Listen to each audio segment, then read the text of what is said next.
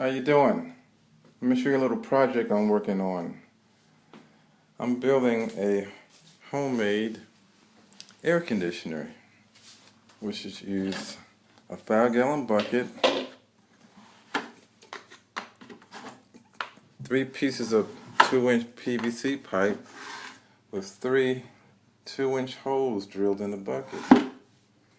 And what happens is I fill the bucket with ice, and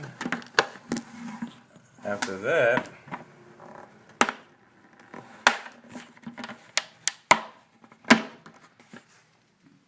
I cut a hole in the top, and when I cut a hole in the top, I set this fan on top of it, face down.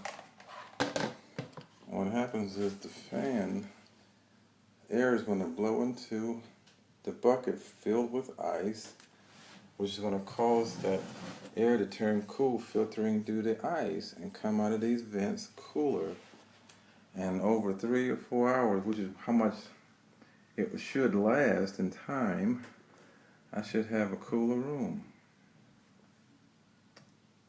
Alright? See you in the next video.